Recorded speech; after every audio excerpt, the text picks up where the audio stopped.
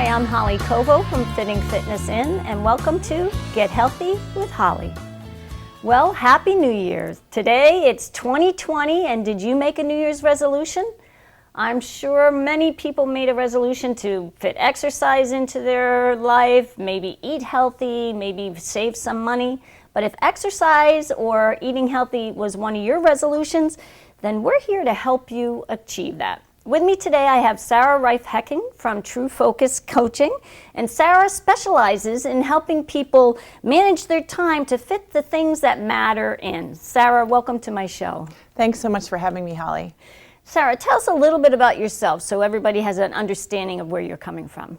Certainly. So I empower entrepreneurs and professionals to get a grip on their time so they can get to the next level in their lives and their businesses. And so really I help people manage their time so they can get the most important and meaningful things in.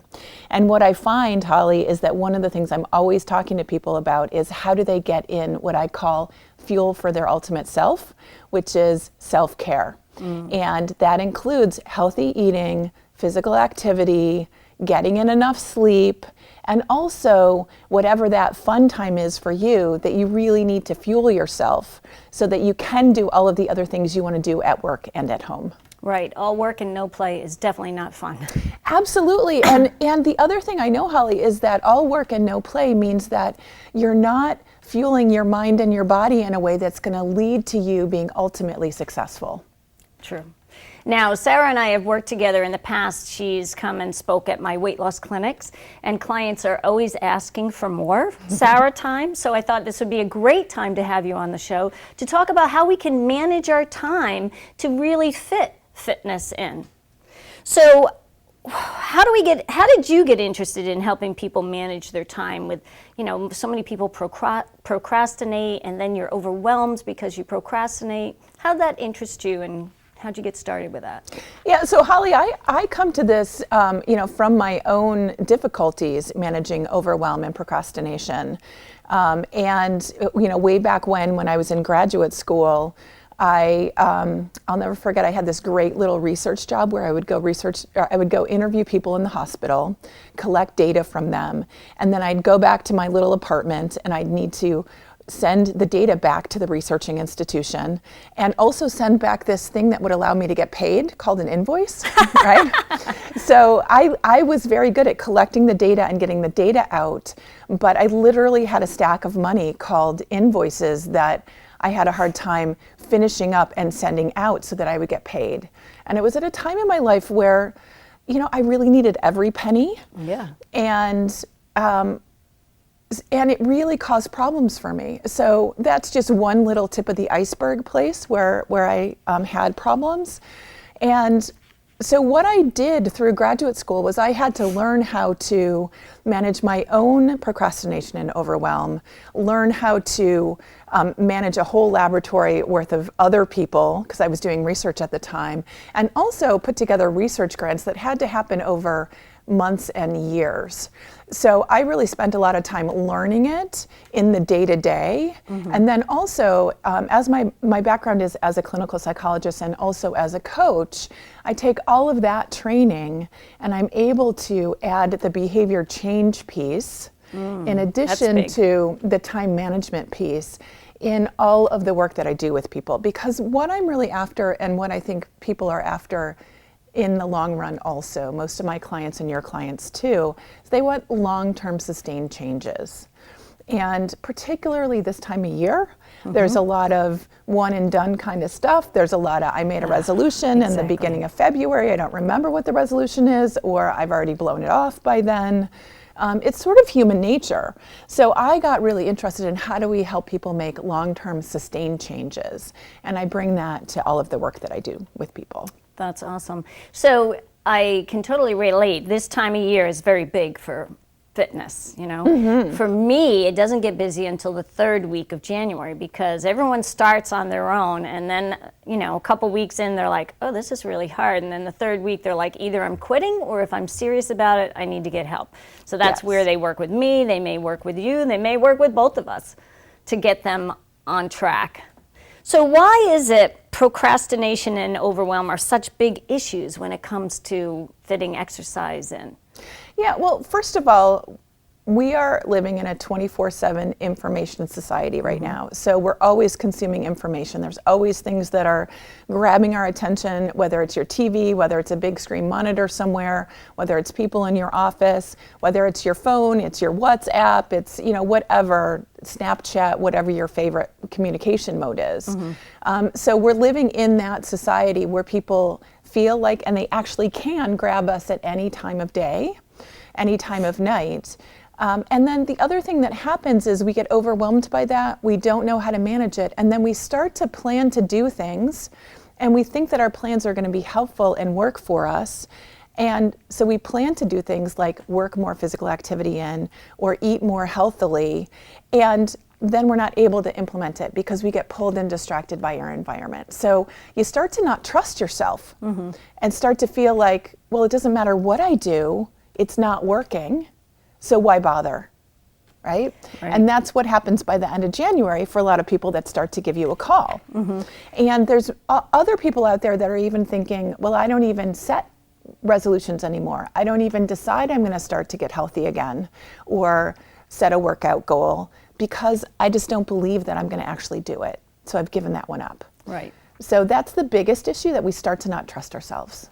So what I always say to my clients is, get your workout in first thing in the morning, because don't look at email, don't look at anything, get up and exercise. Maybe eat a little something first and exercise. That's what I do. That's my morning. I get my workout in first because otherwise you get distracted. Or if you come home from work, you're hungry, you're making dinner, you just don't get to it. So first thing in the morning, nothing else is in your way. Don't look at your phone. Don't look at email. Exactly, and that is absolutely a good strategy for a lot of people. And the first, there's a lot of media right now about what's the perfect morning routine for you. And the reason, behaviorally and psychologically why the morning seems so important for us is because it is the time you're less likely to get interrupted. It is the time that people feel like they have more control. Now, some people might actually in their life have more control later in the afternoon or early evening.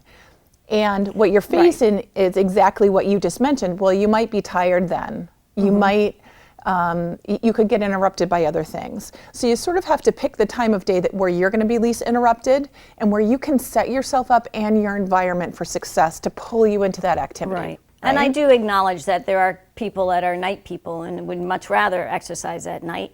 As long as they make that time, that's fine. Exactly. So we're all wired a little bit differently. So you want to make sure that you set up that rhythm in a way that works for you, and don't beat yourself up if you're not a 5 a.m. exerciser. That's okay. You just want to know, are you a 4 o'clock in the afternoon exerciser? And does that work in with your life? Like, for instance, I would love to exercise more often at 4 in the afternoon. And when I can, I do that. But I know that if I'm going to get to the gym and do weights, I'm a working mom too. I have a family. I've got a dog. I have a 17-year-old son. I have a husband. I'm involved in my community, all of that kind of stuff, in addition to running my own business. So twice a week, earlier in the morning, works best for me to get that more conscious weight-bearing workout in, and then I work the other stuff in on other days when at a time that feels better for me. Right. Well, I'm glad to hear that you're doing that 2 times a week. Yes. That's great. So what are the type of problems that you see most related with fitting fitness in and eating healthy? So there's 4 areas that I see challenge people related to organizing their activities and their time and their tasks. And physical activity and healthy eating are activities and tasks, right? So, one of them is having clear goals and prioritizing the most important things, right? So this is what we hear a lot about this time of year. What's your fitness goal? So sometimes people just don't have clear goals, and because you don't have clear goals, or you're setting a kind of sort of maybe goal, you then actually don't figure out how to get it in your real life, in your week, right? So there's that one. Then there's a whole bunch of people that actually have a hard time with mechanics around planning activities and tracking activities that need to get done. So what do I mean by mechanics? I mean things like a to-do list that actually works for you. One place where you keep the list of things that need to happen or that keep coming up that are going to be happening in the future. A calendar system that actually works for you so that you can rely on your calendar as a place to plan things, not just a place where you're going to dump things that maybe you're going to do later, right? Yeah, I rely on my calendar. I put everything in there. Otherwise, I may forget it. You know, you have so much going on that if you don't write it down, exactly, if you don't write it down. And then I know that there's a bunch of people watching that are like, yeah, that hasn't worked for me. Calendars and to-do lists don't work for me. And again, what I know is that you need the calendar system and the to-do list system that works for you so you can get that stuff out of your head. Right. You can have it in a place that you trust you come back to, and then you can work with it in a different way. So that's one of the other things I see, the mechanics and planning piece. And then there are a bunch of people that just have a hard time noticing that time is passing. Yeah. Well, yeah, that's easy to do if you're on social media. Exactly. All of a sudden, it's an hour later. Right, or the internet, or Netflix, any of those things. And then there are some of us that just, in the way our brains work, we notice time as right now or sometime in the future. We're not really thinking about the moments passing, and some of us actually don't really experience the moments passing. We experience being here, being present. So what you want to do is understand how your brain processes time. And if you're somebody that's right here in the moment and, oh my gosh, 4 hours can go by and you've been super absorbed, you've gotten something done, but maybe it's not what you wanted to do, and maybe you forgot to transition into time for your workout or to make your meal, right? You want to notice that that is what happens for you, and then set up systems in your environment to help remind you to shift, remind you that time is passing. Right. Super, super important. And then it's the procrastination and overwhelm piece. That's the other piece that I see. So it's really those 4 areas. Yeah, the more you procrastinate, the more you get overwhelmed about it. Yeah, and what happens with overwhelm is this feeling that we get, right? It's an emotional state where we feel like we just don't know what to do. It's often that deer caught in the headlights kind of feeling. There's too much going on. I don't know what to do next. I don't know how to sequence things. I just don't even know where to start. And we feel sort of frozen or avoidant of things, right? Yes. And then that often leads to procrastination, which is simply that act of putting something off that we know we can do. It's delaying something that we know we can and ought to be doing. Right. Right? So how do we get ourselves to do that? That's a really good question. Well, first of all, I want people to notice that not all delaying is procrastinating. So I hear from a lot of people when I work more closely with them that whenever they're delaying something, they're calling it procrastination. And delaying is often a really good time management strategy, right? Like I'm sitting here doing an interview with you and I'm not doing something else, right? Because this is meaningful and important to me. So delaying can also be very helpful. Now, when you're delaying something that you know you can do, you want to start to ask yourself, first of all, why am I delaying it? What's coming up? And this is the emotional piece of time management that most people don't talk about, and it's absolutely related to how you get physical activity in and healthy eating in, because those things are emotional for a lot of people. Oh, yes. There's a lot of baggage about why I'm not doing it, or how good I am at doing it, or I've never been able to do it right, all of that negative thinking. Right. Well, you know, I'm glad that you brought that up, because one of the things that you always talked about in my weight loss clinics was positive self-talk. And really, when you're constantly beating yourself up and telling yourself negative things, it's really hard to be positive and moving forward. Absolutely, absolutely. So in terms of busting through procrastination and overwhelm, the first thing you want to do is recognize what's overwhelming you. So what is that thing that you keep avoiding? And you might not, or delaying, and you might not know till you sort of like look at your to-do list and it's that thing you keep copying over week by week. Or, right, it's that thing that you put in your calendar but you never do. Sometimes that's a really big tip, right? So you want to, and for many of your clients, it's probably that workout or getting that healthy meal plan together, right? Well, planning is key, definitely. When we're successful at it, how do we reward ourselves? How do we keep that momentum going? So the first thing is to get the momentum going, right? So start in small steps. And so first you want to recognize what's overwhelming you. You want to get really clear about what that negative self-talk is and calm it, right? So you want to start with a positive conversation that's consistent with doing what you want to do, right?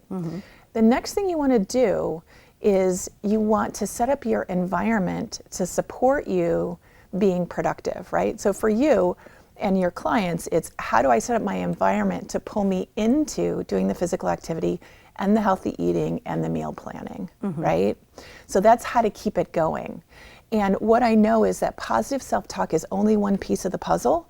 And I'm all about mindset and about fueling yourself with positive, supportive, internal and external conversation.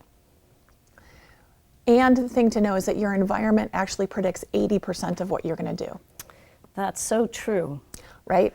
So 8-0. And a lot of people will say, that's crazy. But when you think about it, you know, if you sit down in front of your TV, or now it's your computer most of the time, and the thing that you're going to do is the thing that you're used to doing when you sit down in front of your computer.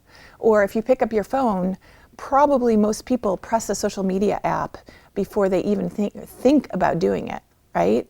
It's no longer part of what your frontal lobe, the thinking part of your brain, is doing. It's now a hardwired response. You pick up your phone and your finger just touches that app, right? So that's an example of how your environment pulls you into things without you really thinking about it. So one of the ways to really set yourself up for success is to set up your environment so it's pulling you into the things you want to be doing. So, wow, okay. Right? You have a specific formula, the WISE living formula. Can you tell us a little bit about that? Sure. So we've been talking about some of the nuts and bolts and the pieces that are really important in terms of shifting how you manage your time and your activities so that you can do more of what you want to do. And for many people that are watching, because this is a fitness program, health and fitness program, it's about how do you get the physical activity in, how do you get the healthy eating in. Maybe it's meditation, maybe it's more time for yourself, whatever that is on the healthy living spectrum. So when you're thinking about all of the skills that you need in order to manage your time and your activities to get those things in, the first thing you need to know is, so I have what I call my WISE living formula. W is the first letter in WISE. W stands for we're all wired differently. And we have a slide for this too, so people can see it. Yes, you can see it and write it down. So W stands for we're all wired differently. Be careful what you copy. This is this notion that even though we're all human beings, we're born with different strengths and weaknesses. And that doesn't mean that there's anything wrong about you. It just means that you need to take those into consideration as you're setting yourself up for success, right? So if you have a hard time managing your time, you need to put in place systems that are going to help you stay on track, right? Not that there's anything wrong with you, you just need to practice it, right? So that's the first thing. The I is identify your peak priorities and your meaningful goals. So that's that piece of goal setting that I said earlier. If you want to increase your physical activity, if you want to be healthier, what does that really mean? Are you going to add 5 minutes of activity to your day 3 times a week? What are you going to do? And then S is slay the dragon. And that's managing the emotions that are related to your time management and getting those things in. And then E is experiment and create your personalized True Focus Toolkit. And that's your list of tools that help you, that are going to be customized for your brain and your life and your business. Wow, that's a lot of information. So we can't cover everything. So I'm happy that people can work with you. They could work with you online, right? Yeah. On the phone, online. They could do more with you later, and we'll have your information up at the end of the show so that people can work more with you. And so I just want to thank you for joining me today. It's very important, time management. People are always worried that they can't fit things in, so I'm happy that you're helping us. And now we're going to go to the kitchen so that we can show a quick and easy, simple recipe to help you with your healthy lifestyle. Would you like to join me in the kitchen? I would love to. That'd be a blast. Awesome. Today in the kitchen, I'm going to show you a simple, easy recipe that you can plan by cooking it in the slow cooker. It's got barbecued chicken in the slow cooker. So you put it in the morning, you set it to cook, and then when you get home in the afternoon, all you have to do is shred it, and then you can feed your family. Now, I use this all the time when the kids were in high school, and everybody had different activities. They were coming home at different times, eating at different times. And so I would make it, I'd shred it, I'd leave it in the crock pot, and they can have it either with a bulky roll, or they can have it on top of a salad, which is how I usually have it. But it's very simple, very easy. So I started this earlier, and all you do is there's 4 chicken breasts in here, and I cut them into 1-inch strips so that they cook a little faster. It depends on if I'm cooking them all day long or if I remembered at lunchtime to put it on. And then you put that in the bottom, and you just cover it with barbecue sauce. Whatever barbecue sauce you want. Now, the one thing about barbecue sauce is it does have sugar. So this one has 15 grams of sugar in it. You could make your own barbecue sauce, which is going to have some brown sugar or something in it anyway. But I'm talking simple here. Yes, and I have to say we have a similar recipe, and one of my friends calls it magic chicken. Magic chicken. Yeah. Absolutely. So once that it's cooked, then what you do is you take it out. We're both going to do some of the shredding. You take your 2 forks, and you shred from one side to the other, and just shred it into little pieces, like this. Yeah. And you get a little bit of a workout. Now, what I recommend for my clients for healthy eating is to plan out your dinners for the week. I like them to be supportive meaning that it's a very healthy, thermic meal. And we can get into that another time. But if you plan everything, just the dinners, because the dinners is where everybody goes bad. You know, you get home, you're tired. If you haven't planned anything, you pull out some kind of processed food. Now, I don't have much processed food in my house, but there is usually always a frozen pizza in the freezer. Yes. Because when the kids come home, you never know what they might need, or in the middle of the night, what they're going to be eating. So I plan. So you want to plan, and so using the crock pot, even all year round, whether it's winter or summer, using that crock pot is awesome, because you put it in the morning, and it's done in the afternoon. Look at that. I'm going to grab a couple more. Go ahead. I'm going to hand that off to you. Awesome. So we're just going to keep shredding, and once it's shredded, so you cook this for about 5 hours on low, or 3 hours on high. You do the shredding, you pop it back in the pan. Make sure when that you cover the chicken totally with the barbecue sauce, because once you shred it and put it back in there, the chicken really absorbs the sauce. Yes. So you don't want it to get dried out. And then again, you could put it on a bulky roll, you can put it on a salad, you could put it on brown rice, whatever you want. And it can sit there. This is also a nice thing to bring to a football game. If you're going to a party, like a Super Bowl party, even whether or not the Patriots are in it or not. Exactly. Got that little jab in, right? All right, I'm going to throw this part in there. Yeah, and I have to say, we use, as I said, a similar recipe, and it's so family friendly. Everybody likes it, from the little kids to the older folks that are around. Yep. And people can customize it too, which is nice. You can have it on the salad, or you can have it on the bread, whatever you're hungry for and works for you. There you go, good. And again, you know, the barbecue sauce, there's so many different flavors. You know, this one I did honey barbecue sauce, but there was, you know, all sorts of chipotle barbecue sauce, hot, spicy, as you said, cherry barbecue sauce that you're going to try out tonight. Well, I really find whatever sauce that you really love, this often works with chicken. Yep. So you can really customize it. Great, we're getting there. So this is the workout. This is the shredding of the chicken. Well, I love that you comment on that, Holly, because I think sometimes people underestimate how just cooking your own meals adds to your physical activity, and you're standing instead of you're sitting usually. Right. All of those kinds of things. It makes a huge difference. Well, you know, the funny thing Day to is, day. when you were talking about your environment being 80%, I had a client who hated going down into the basement to work out, because that's where everything was. So I designed a whole workout program in the kitchen. Oh, nice. I'm always telling my clients push-ups against the counter. I mean, 20 push-ups a day is what you should be doing. That's the bare minimum. Oop, here's the spot. Oh, did we Can miss get one? that one? See how it absorbs it? So it's really good to go a little extra on the sauce, so that once you do shred it, There's enough it to absorbs make it. it. Yeah, enough to there's make it enough nice to and keep it moist. still moist, yeah. So anyway, I designed her whole program in the kitchen. So when she opened the oven, she had to do a squat. You know, when she was opening the cabinet, she had to do a leg lift. You know, it was awesome. Okay, so now we have it all shredded, and we're going to plate it up either on a bun or on a salad.